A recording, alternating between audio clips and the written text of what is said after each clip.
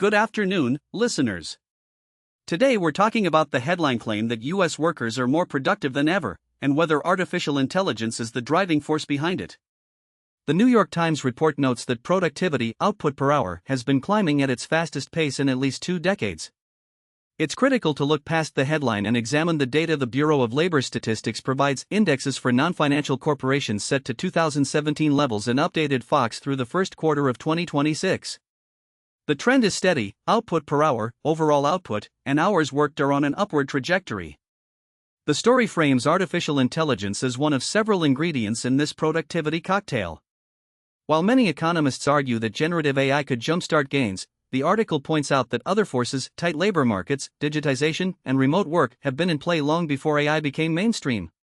Jerome Powell, before stepping down as Fed Busca chair, told reporters in March that he never expected to see such prolonged high productivity and that we have yet to fully feel the effects of generative AI. If productivity lifts, firms can produce more in the same or fewer work hours. That benefits workers, consumers, and owners alike: higher revenue, reinvestment in operations, and potentially higher pay, all without you to hike prices or cut profits. One example comes from Henry McVeigh, investment chief at KKR. He said across the firm's healthcare, tech, and retail portfolios that productivity gains began after COVID through digitizing work, remote hiring, and machine learning adoption.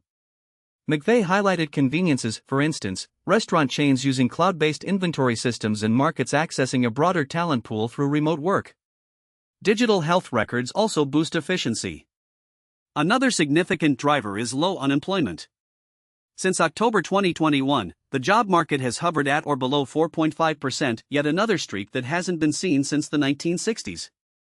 When nearly everyone in the labor force finding work can get an offer, employers are compelled to raise wages, which pushes companies to seek efficiencies elsewhere. Chirag Lala of the Center for Public Enterprise sees this as potentially self-reinforcing. He argues that a successful productivity trend can fuel consumption, income, and product innovation. When AI finally delivers in large scale, it may amplify this momentum. The article stresses that while AI is indeed a fresh ingredient, it remains an emergent factor.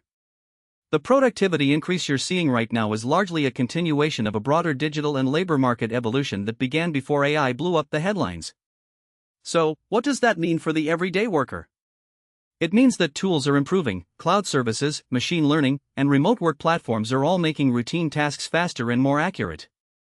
Meanwhile, firms/license are also seeing tangible upside: better forecasting, items, lower inventory costs, and smoother supply chains. All of this feeds back into wages and benefits. It is still early for the big AI boom to settle, but the trend is already clear. The back-ing of educated managers in KKR, the evidence from the BLS, and the resilient labor market together paint a picture. U.S. productivity will likely continue its climb for years. To wrap up, the headline is accurate but incomplete without context. The past 2 decades of productivity gains derive from digitization, remote work, and tight labor markets, with AI poised to join but not yet lead them. Thank you for. Until next time, take care and keep listening.